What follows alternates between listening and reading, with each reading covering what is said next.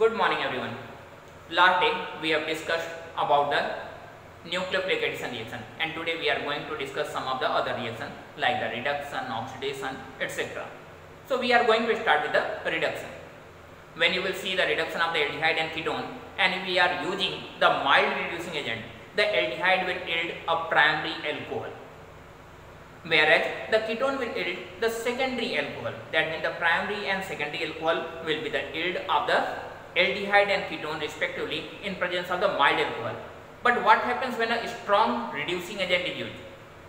The strong reducing agent converts the aldehyde and ketone in the form of the carboxylic acid. So here we are going to discuss some of the strong reducing agent, that is the specific name reaction that is called Clemmensen reduction and the Wolff-Kishner reduction. So we are starting with the Clemmensen reduction. Clemmensen reduction is one of the best process for the reduction of the aldehyde or ketone in the form of the alkane. In this process, the aldehyde is treated with the amalgated zinc in presence of mercury or amalgated zinc, and HCl, where HCl is working as a proton provider. And in this way, the HCl provides the proton and zinc and Hg are the responsible for the reduction. So the reduction of the compound takes place and it forms an alkane, CH2. The same product is also found in the case of the Wolff-Kishner reduction, where the reduction takes place in presence of the hydrogen. In Wolff-Kishner reduction,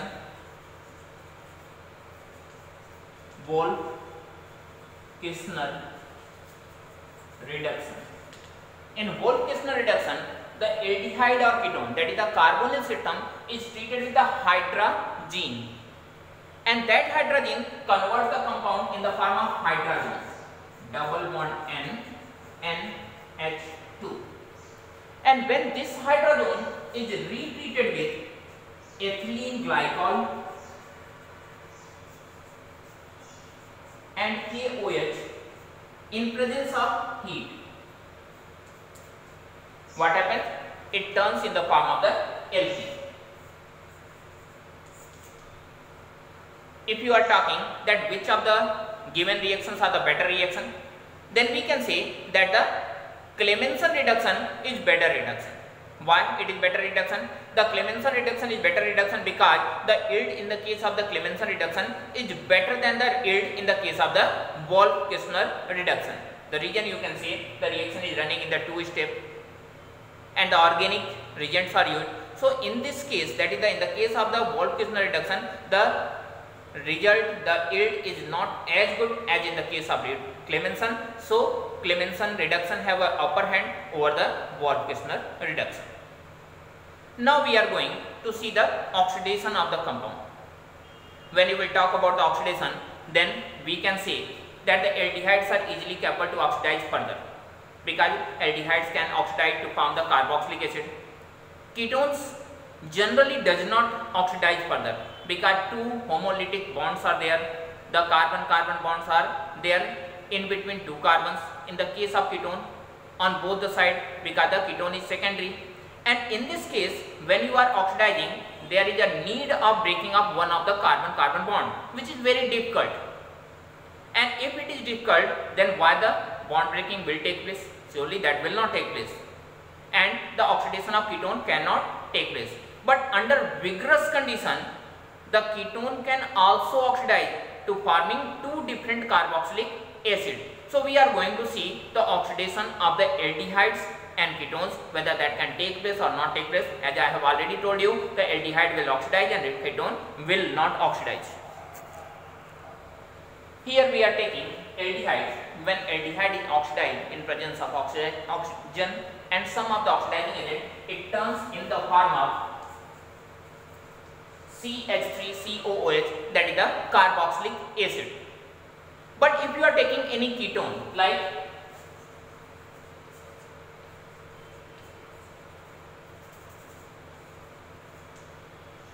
this is the ketone, this is acetone, and if this compound is treated with the oxygen, what happens?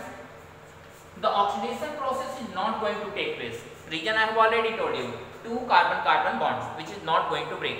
But if you are using oxidizing agent like KMnO4, KOH under vigorous condition, higher temperature, etc., then you will find the system will break, forming 2 different carboxylic acid.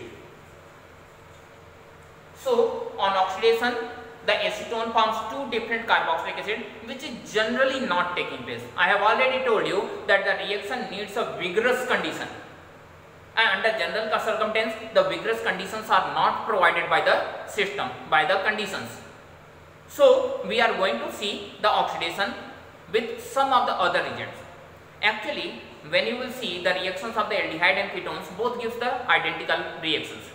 दोनों एक ही तरह के reaction देते हैं, nucleophilic addition reaction देते हैं, और भी सारे रिएक्शन देते हैं, रिडक्शन देते हैं. So by the reaction they are identical because the functional group whatever attached with them, that is identical. But if you need to differentiate these of the 2 compounds, then what will you do? You will go through this oxidation. The aldehyde will oxidize and ketone will reduce, will not oxidize. So in this way you can differentiate the aldehyde from ketone. So we are seeing some of the identification tests, some of the differentiating tests, and in which we are going to see the first one, that is called the tolerance test. So here we are going to see the tolerance test. What is the tolerance test and what is the tolerance reagent which is used for this test? The tolerance reagent is ammonical silver nitrate, AgNH3 twice NO3. If you will talk about the IUPAC name of the compound, the IUPAC name of the compound is diamine silver first nitrate. That means the silver is surviving in +1 oxidation state, which is not its stable oxidation state. Silver is a less reactive metal that survive in the form of the metal itself. So when this system will treated with the aldehyde, the oxidation of the aldehyde will take place. Here we are taking a reaction. The RCHO, that is an aldehyde, is treated with the Ag+. We are writing tolerance reagent in the form of the Ag+. We can specify it that it is tolerance reagent. When the reaction will take place, the oxidation of the aldehyde will take place, RCO, O-. Along with the oxidation of the aldehyde, the reduction of silver will also take place. In this way, the silver deposition takes place, which makes a silver mirror.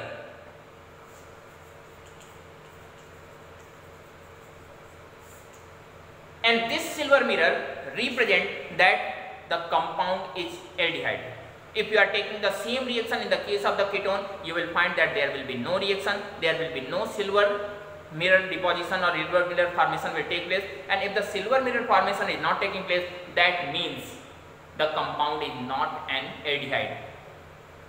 But there is a specific condition that methanoic acid also gives the Tollens reagent. जैसे aldehydes देते हैं वैसे methanoic acid भी Tollens reagent के साथ test देता है. क्यों? क्योंकि इस केस में carbon is attached with the C double bond OH and hydrogen. That means all the bonds can be broken by the system. In any of the other carboxylic acid, the carbon is attached with the double bond O hydroxyl group and one of the carbon, and that carbon-carbon bond is not going to break. So further oxidation of the carboxylic acid cannot take place. But in the case of methanoic acid, it can take place. Though tolerance reagent is also applicable in the case of methanoic acid as well as in the case of the benzaldehyde, which is resonance stabilized. So tolerance reagent can identify the presence of aldehyde, including benzaldehyde, and that can also identify the presence of the methanoic acid. Now we are going to see another test, and now this test is called the Fehling test. What is the Fehling? First of all, Fehling solution is a mixture of two different materials, that is the Fehling A and Fehling B. And now we are going to see these are the two materials and their reaction. Now it's Fehling test, and we are seeing the Fehling solution, that is the Fehling A and Fehling B. Heading A is the copper sulfate solution, hydrated copper sulfate solution. And what is the color of the copper sulfate solution? आपने पहले भी देखा है, class 9 से copper sulphate use करते चले आ रहे हैं. Then the copper sulfate solution have a blue color. Now the next one, that is pairing B, that is the sodium potassium tartrate. So these two materials are there, and during testing we mix these of the two materials together. And when we mix these two materials, we make a mixture with the aldehyde. And after mixing, you will find that the light blue color of the copper sulfate will turn a little denser.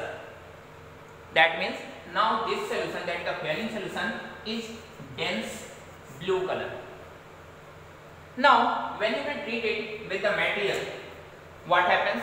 This material turns in the form of the carboxylate ion, that is the RCOO minus along with Cu plus 1. The condition of the hot condition is needed, that means the heating is also needed. In this process, whatever the compound is formed, the cuprous oxide, that cuprous system, the cupric condition, in cupric condition the copper is showing the blue color, and in the cuprous condition that show a brick red color.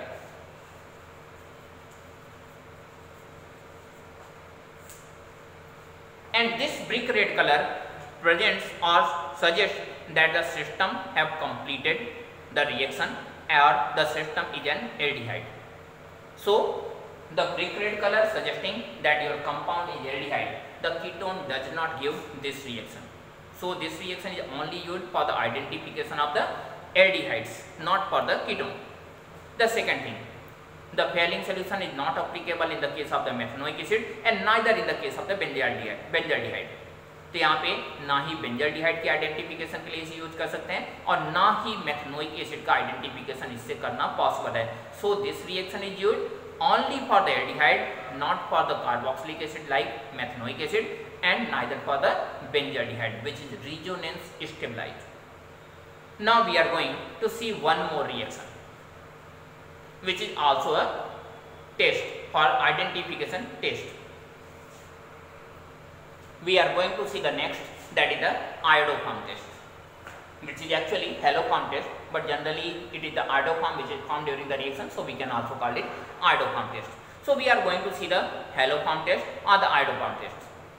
What is the compound which can be identified with the help of the haloform? It is the methyl ketone. तो methyl ketone के identification के लिए इसे use करते हैं. And what is the methyl ketone?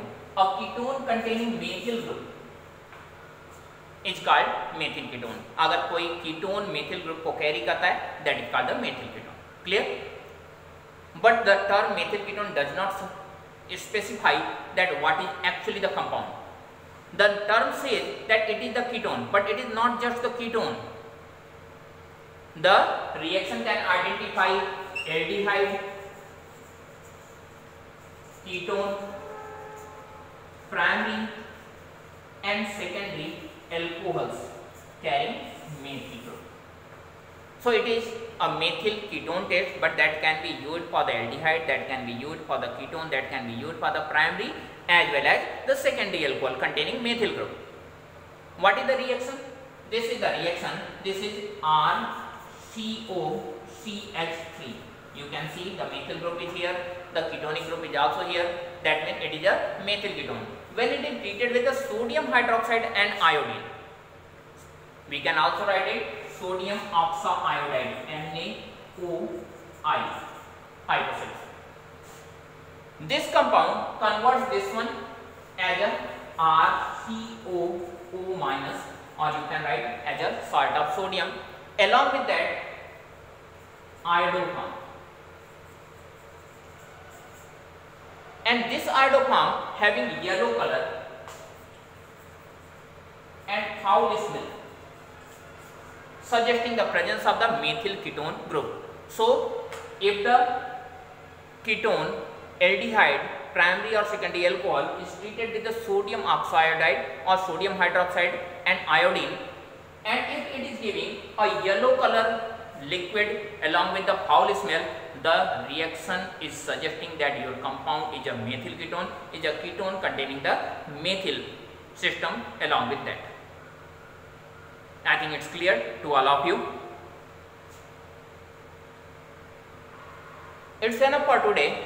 On the next day we will see the reaction of the alpha hydrogen, that is the aldol condensation, cross aldol condensation along with the Cannizzaro reaction, and all of these reactions are very important reactions.